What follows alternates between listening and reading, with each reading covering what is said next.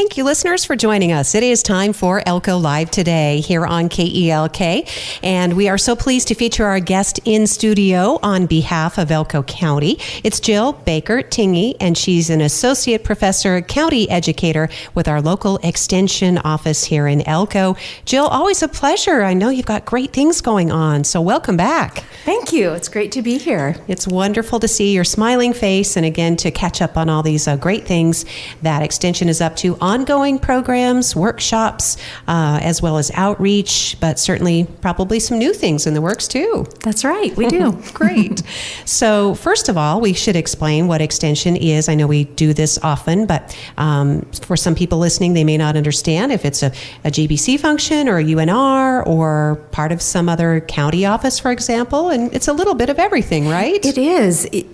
Extension has a unique partnership with government, and so our local partner is the county of Elko County, and then we also partner with the University of Nevada, Reno, and our federal partner is the United States Department of Agriculture. So yes, we mainly here in this county do our work in this county, and so most of the things that I'm going to talk about today will affect people right here in Elko County. Well, thanks, Jill. Again, this is you are a part of a program, an extension, and outreach, the very definition of outreach, if you will, with more than 200 professionals, personnel, and volunteers, obviously, who deliver these programs statewide. And again, that's from the Las Vegas Strip to right here. If you live on a ranch in the Ruby Mountains, you could benefit from any of these extension programs. Absolutely.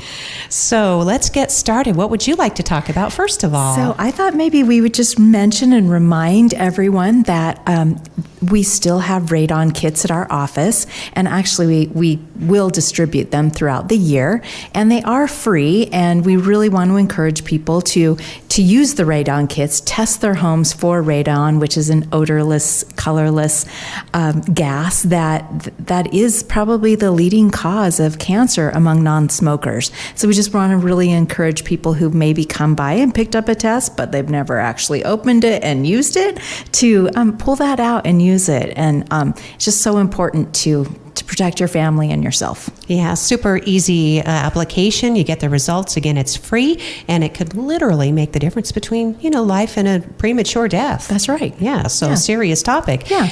Of course, the Extension office is at 701 Walnut Street, just a couple blocks up from Great Basin College, so super easy to swing in and pick up the test. That's right. Yeah. Cool.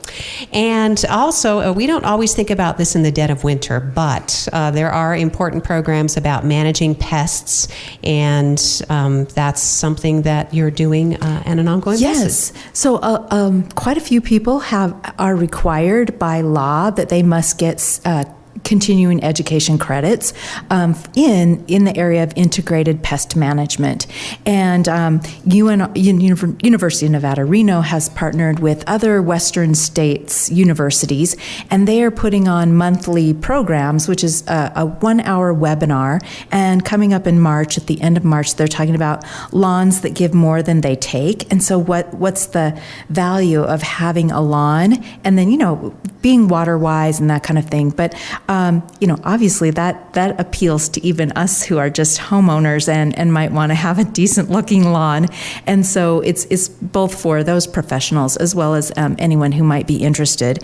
And usually these are free. I don't want to guarantee it. We haven't received all the information on it yet, but we do know that it will be coming up in March, on March 28th. And so if anyone is interested, they can call the office, 775-738-7291. We'll put you on a list and get you more information as it comes out. So the good news is, as you mentioned, participants can get CEU credits, but there are these monthly webinars on insects and plants, and a lot of us don't think about this until we get our Mormon cricket invasion usually, That's right. Or some of the army moths or the other things that kind of come in on us. Yeah. All right. So one cool opportunity. And we are so happy to see that our extension is taking on this issue of a housing study, because it's huge right now, Jill. It is. And so this is exciting. We have a program in our economic and community development program area called the Nevada Economic assessment project. And this project has been ongoing for several years now. And each year or every few months, they take on a new piece in looking at communities and what's needed. And so one of the projects is looking at housing, and especially availability and affordability of housing for rural Nevadans. And so I just got off the phone with someone before I came over here who's coming out to Elko next week and trying to talk with county officials in understanding the issue a little bit more. So he's going to kind of make a little stop at most of our northeastern counties because they can look at the data, they can look at all the statistics that are already out there, but then they really want to talk to people who are in the county and understand, are those numbers accurate, and what's the real picture, and what can we be doing as a state and as a rural area to address housing. So it's exciting because we know how important it is. We know that housing, it's been an issue for a long time, and what can we do to make it better and make sure we're getting more people into homes? Well, Jill, that'll be great to find the outcome of that. Sometimes these studies take a while, right? They do, yeah. It sounds like they're this Nevada Economic Assessment Project, they've just really been on top of it. We do have economists and those who understand economics and statistics, and they're really quick at accomplishing some of these studies. So yeah, they're right in the middle and the thick of it. And probably I'm expecting that I would expect early 2025 that we would probably have some survey results from this, or maybe even sooner. So that's exciting that they're working quickly on it. Because often what people may or may not realize is that these intensive studies, however long the duration, can lead to actual change. That's right. Because having that data, then to write grants and to speak with developers and make things happen, you really need to have this baseline information to be able to prove that this is a need, and here's where we are in our readiness and our capacity to make these changes. A lot of people listening are involved in writing grants, Jill, so they know how important this information is. Mm-hmm. And what they may not know is that extension is often a great go-to. You may already have a study on the shelf. Yes, that's really true. So yeah, if you're ever working on in a position to be working on a grant or looking for something that you want to better our community, don't forget us, because we might be able to have some information that might help you. And as I mentioned too at the beginning of the program, extension is such an important part of the work that gets done, this kind of work, because we have 200 different people associated with the university, community college throughout the state who are actually working on any number of projects at any given time, or they have students who are doing graduate work. There are all kinds of ways to make these connections. Yes, absolutely. In fact, another example of our Nevada Economic Assessment Project is where we've partnered with NACO, and NACO and Extension are working on a project to understand public health a little bit better. And so they've created a Elko County Foundational Public Health Services Assessment. So again, another study that's being done. And so they've actually launched an online survey to understand public health needs in rural Nevada again.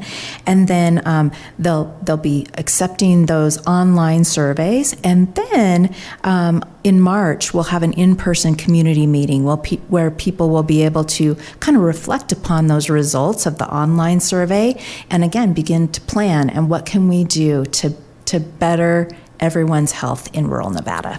Well, in fact, Jill, we saw that representative in action at the recent Elko County Health Board meeting, which they're going to need their own date and time because there were so many presenters, so many important, really crucial topics that were presented, a lot of great partners. Yeah, and actually this next meeting will be at the March Elko County Public Health meeting. So Great. So if people want to tap into that online survey, is it for the public or is it for professionals? It's a lot for professionals, but if someone is kind of associated with the health field, they're welcome to give me a call and I can email them the link. Oh, great. Thank you so much, Jill. Because part of what we want to do here at Elko Broadcasting Company is just bring these groups together. It's so important to take advantage of all of these opportunities. And then something that it's so cool to see this topic on your list of Elko Live topics today, Jill, is because it was big during the National Cowboy Poetry Gathering last week. Yeah. Yeah, so, sometimes I think because we are so lean in extension, we used to have several people in our office who were livestock specialists and agriculture specialists. And so sometimes I think that we kind of get overlooked that we still provide agriculture programming. And so we have a team of people in other parts of our state who have received funding, and they are offering a small acreage and farm to fork certification program. This program is really targeting those who are new or up and coming ranchers and farmers who want to learn more about agriculture and really all they can to make it a business. And so they have a number of, they will begin on the trainings will be Wednesdays starting in February 21st, going all the way through April 24th. The cost is $60 a person, but that's like dirt cheap if you look at all the topics that they're offering. And part of it is that they have a chance to attend a conference either in Fallon or Las Vegas that's focused on agriculture. So a lot of neat opportunities, great opportunities to connect with other people and learn what maybe they're trying to launch and do related to bringing food, local food to local people.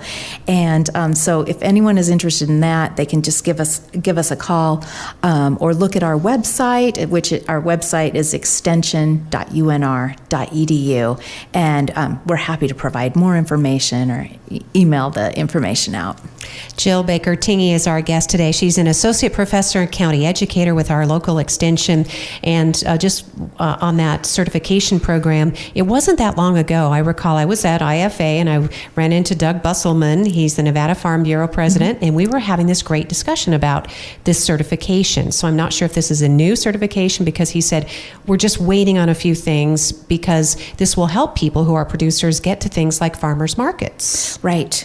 Yes, and just recently we had some people out here working with our local farmers markets with Danny Lott's speech in what can we do to enhance our farmers markets out here in Elko County. Yeah, they're growing in popularity. People love the farm to fork concept. Yes. And again, just talking with people during the National Cowboy Poetry Gathering about the importance of local harvest. Know what grows in your community, support your local ranchers and farmers and producers. Yeah, and there's agriculture is just such a growing industry because there's so many things that we can do inside to grow crops that we never used to understand. And so there's a lot of neat new technology out there too. So, a lot of great ideas have come forth and people are actually implementing that research to real practice as well. Nice. Using it even in our schools. We were just talking to Heather Steele and her program airs tomorrow. And they've got some type of greenhouse, smaller scale, but it's happening. It's important. And students are really into the gardening, even the art of butchery, as we were talking, having a food science lab out in Spring Creek. Yeah, right. I wish you could see how vigorously Jill is nodding because... And the neat thing about this small acreage and farm to fork program is actually they're going to be looking at the mobile processing units that they have, also at the different types of greenhouses or hoop houses that they might use. So there's a lot of different topics within this program that they're offering that are a lot of what Heather was telling you yesterday. So yeah, it just really segues one into the other, and it just shows that we all have this hive mind right now. If you don't mind the reference to bees, because we have a state beekeeping conference coming up. That's in Yerington. How cool is that? So the whole idea again of supporting local production, agriculture. In talking to Jeff Mundell, who was a keynote speaker at the Cowboy Poetry, he talked about again the art of butchery. He said, "What if you and your family went out and picked out a steer at Maggie Creek Ranch?" And John Griggs says, "Okay, well we'll have that ready for you in a few days or a week or so." And then they need that person, as you said, the mobile processing plant. They go out and they take care of the process, but it's just a healthier product in the end. Mm-hmm. It's sustainable. If you listen to any of Dr. Temple Grandin's speeches and the work that she advocates, it's also supporting humane production of animal consumption. So that's right. Yeah, it all ties in. So very cool. So we've gotten through those topics, Jill, and now we're into other concepts that can really help people, and that's one of those is Heart and Hope. And I wanted to mention that Heart and Hope really did grow out of a collaboration, plus that research that you were doing. That's right. So I just want to remind the audience that in Extension, we have 6 program areas. So I've mentioned agriculture already. I've mentioned our economic and community development, our health and nutrition, which Radon falls under, as well as I'll talk about another program at the end that falls under health and nutrition. Horticulture is another of our programs.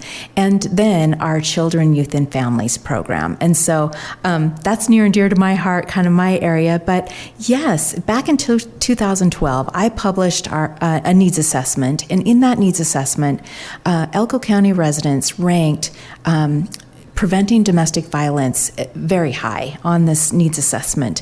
And number 2 in the whole needs assessment, we asked 80 questions related to all those 6 program areas in Extension. Number 2 was preventing child abuse and neglect. And then to see number 6 being preventing domestic violence, we felt this was a real area that we needed to address. And so our Heart and Hope Family Violence Intervention Program came out of that research or study that we did. And now we have been doing this program for quite a while. We took a bit of a hiatus to rewrite curriculum, and we're getting started. We're so excited to start next week. We have 10 families who are participating, which is our largest group, and we're trying to hopefully not burst from the seams at where we actually hold our program, but we're really excited that we have such an interest. A lot of our families found us on our newly revised website and applied there. So we've had some neat changes with the program, but we are getting started. And one of the things we like to do is offer families the opportunity to have a light meal before we start our program. Our program is 2 hours long, and we know that many of our parents are just getting off work, gathering their kids, and coming to the program. And so it's just a way to kind of relieve some stress. It's very stressful because they don't know what to expect, and of course they know it's about domestic violence, and they've all gone through that, and they're not, there's a lot of uncomfort with not being sure how this is all going to work out. And so we find that just being able to offer that meal is a bit of a time saver, and then they get the chance to actually sit together as a family. We have conversation cards and things that they can learn to eat together and talk as a family, because oftentimes many of our families haven't really experienced that. So we are always looking for donations to help us cover those meals and offer those meals to our family. So if you are a local business owner, perhaps, you have a restaurant, and we know that there are obviously a lot of people that ask a lot of things of our local businesses. Absolutely. But this is certainly an endeavor, because again, if you give to as many as 10 families, that will go out in the community probably 100 times over. Right. And we always make sure we do a nice flip chart with highlighting the business so that everyone knows where the food came from for that night. And we've had individuals, donate a small amount too. And then we just add that, we take a couple of different donations to go out and buy the food too. So we're kind of open, and we want to give back to those businesses who help us with our program too. So if you think about it, what Heart and Hope does is, again, providing the resources and the skills to families that have been victims of domestic violence. They're building a new life for themselves and their families. And so there are workshops, and this is an ongoing effort, and it helps to build resilience. That's really key, and actually can work to keep families together. It's just to reverse some of those patterns. Right. Absolutely. So workshops help children, and they help parents as well. So you can find out more about Heart and Hope. Would you like them to call you directly? Or they can call me directly at 775-738-7291. They can go to our website, extension.unr.edu. Either way, they can find us. All right, and that would be a great way to make a nice donation to again help cover the cost of the meals. There'll be probably different businesses contributing just as much as they can throughout the time. So that's right, and we're so grateful for our community because we have such a giving community. Yeah, so nice. So thank you for the opportunity to remind listeners of that. And then the next topic, if we got to everything on Heart and Hope? Yeah, okay. I think we have. Okay. So 4-H is a big project big program in Elko County, and we're really excited to announce that we have a new 4-H coordinator that is full-time. Her name is Brittany Marich, and we're thrilled to have Brittany on board. And we also were able to have Tasha Kirby. Tasha is actually the Eureka County 4-H coordinator, and to bump Tasha up to full-time, we were able to have Tasha here 15 hours a week. And so it's really nice that we have the two of them working together on projects and bringing more to our county. Tasha's got a very strong horse background, and so she's helping kind of revamp our horse program, and we're so excited. She's doing monthly workshops, and pretty soon she'll be scheduling opportunities for kids to actually get out there with their horses, and additionally, those kids who love horses but don't have the opportunity to own one, they can join the program too, and there's things for them to do and learn. So we're excited to launch that. We've really been ramping up our livestock program, lots of opportunities for young people to learn more about livestock. And again, you don't have to own any to learn a lot of this. We just a couple weeks ago had a skill-a-thon and a quiz bowl where it's all about that learning. Our livestock coordinator is based in Fallon, but she came out. She actually purchased some supplies like kind of a steer head, and the kids got to practice giving injections so they understand, do you give it intramuscle or do you give it subcutaneously, which is in the skin? And the kids got to, have syringes and practice that. It's better to practice on maybe a dummy than an actual animal, but just really hands-on activities like that they got to do that day and practicing their knowledge and learning more. So like I said, you don't have to have an animal to even participate in something like that.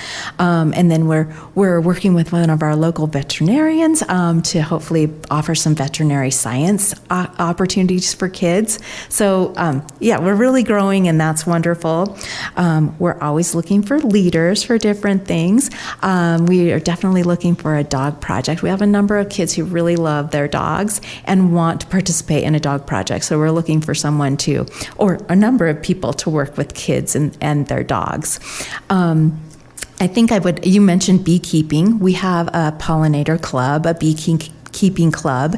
They are going to be meeting on Fridays, one Friday a month, and so they will have a meeting in March, and it's really exciting. The leaders are active beekeepers right now, and so if any of the kids who are interested need some startup supplies, they're excited to kind of offer that to the kids and get them started.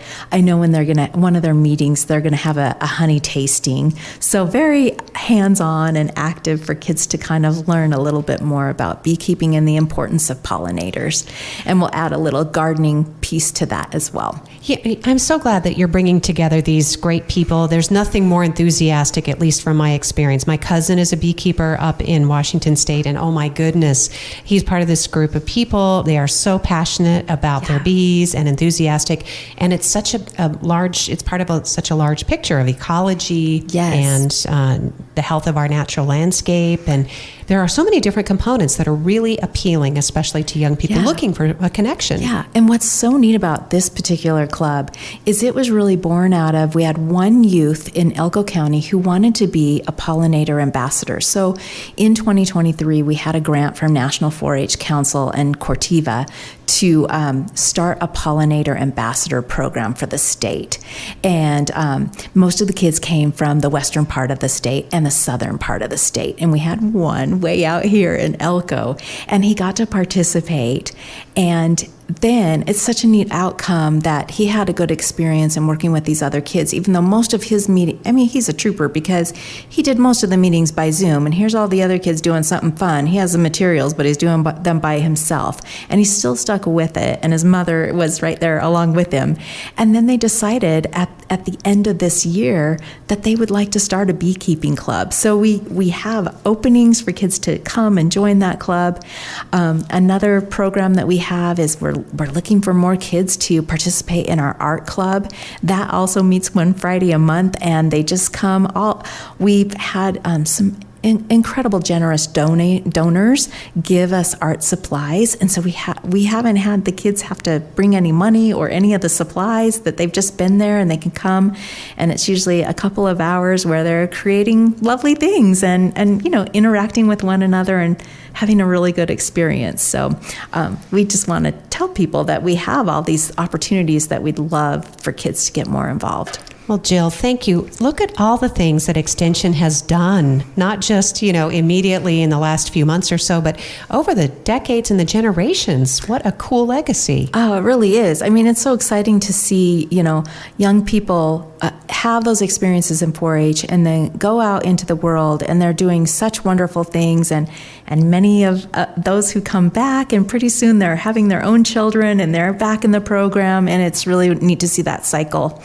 Oh, thank you so much for bringing all these wonderful topics. And you always bring your delightful smile, Jill, and your enthusiasm. It makes such a huge difference, again, in the quality of life.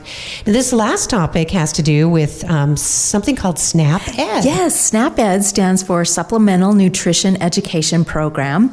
And the Ed part stands for education. And that's where Extension comes in. Throughout the state, we have some kind of a SNAP Ed program in every county. And so with SNAP Ed, we're definitely working with individuals and families who are SNAP eligible for those supplemental nutrition program funds or the EBT cards, the food stamps. But it doesn't mean that everyone has to receive those. It just needs to be a community that has that high enough eligibility.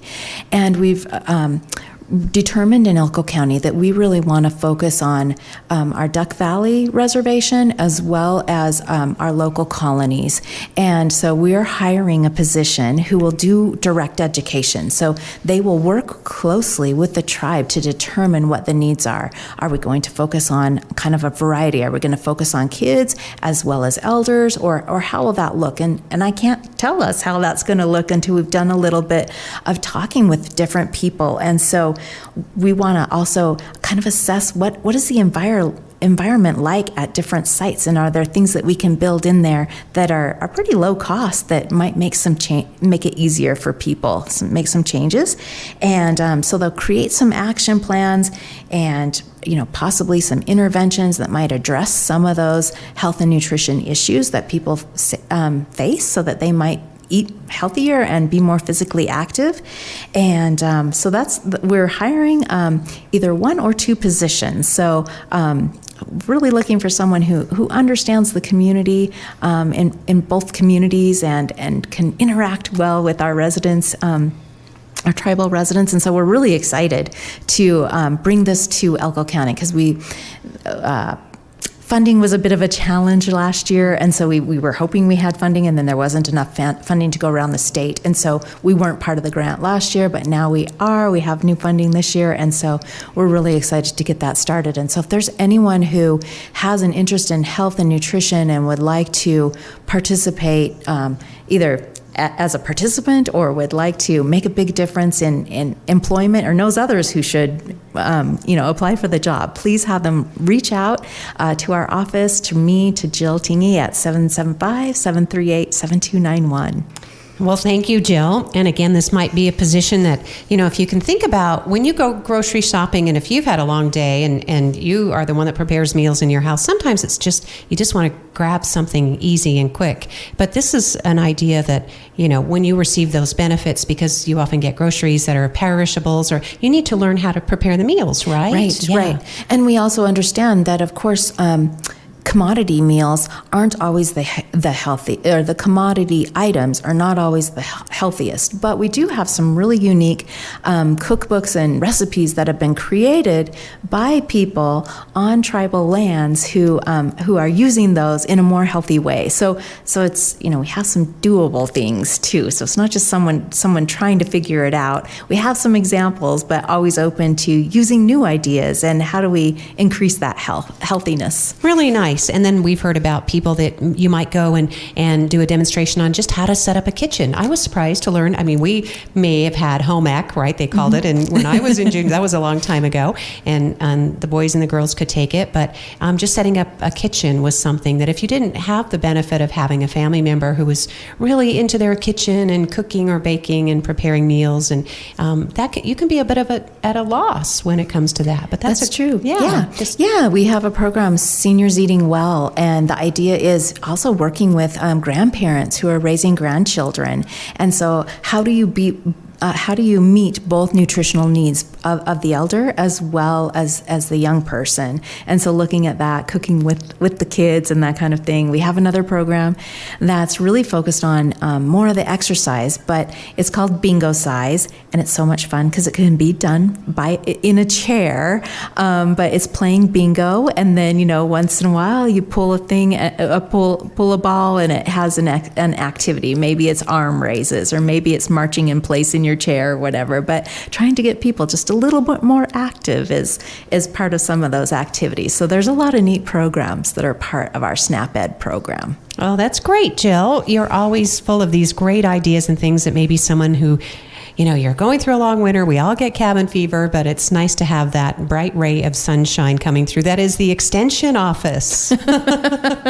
So did we get to all of your topics today? Yes, thank you. Yeah, you're amazing. And all of the various professionals that you work with, I know you have a small staff, but everybody who's working in your office is also eager to reach out just like you do. Absolutely.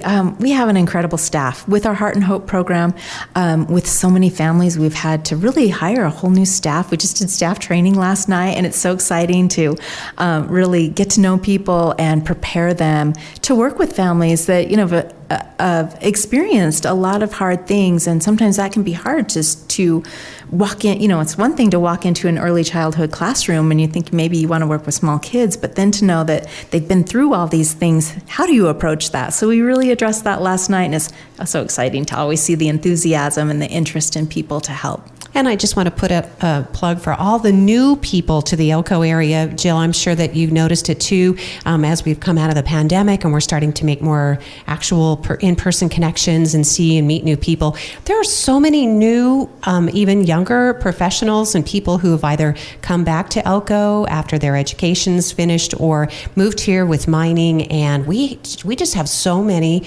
people here who are excited about being in Elko. They love the landscape, and they love the smallness of it, the uniqueness of it, and they're ready to help make it even better. Yeah, and so we probably have something for you, and we would love to connect with you and have you learn a little bit more about Extension, and we, if interested, maybe even volunteer with our programs. Well, take your pick. We talked about a lot of really cool ones today. Thank you, Jill. Yeah, thank you. Jill Tingey is an associate professor at the County Educator. The office is located at 701 Walnut Street. Again, it's just a couple blocks up from the Great Basin College campus.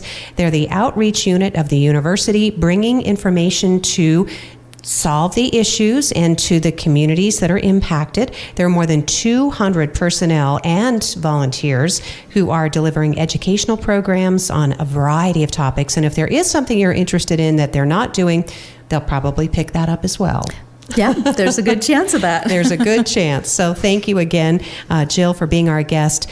The Extension service, you can email extension.unr.edu 775-738-7291. Thanks again, Jill. Thank you. And thank you, listeners, for joining us for another Elko Live here on KELK.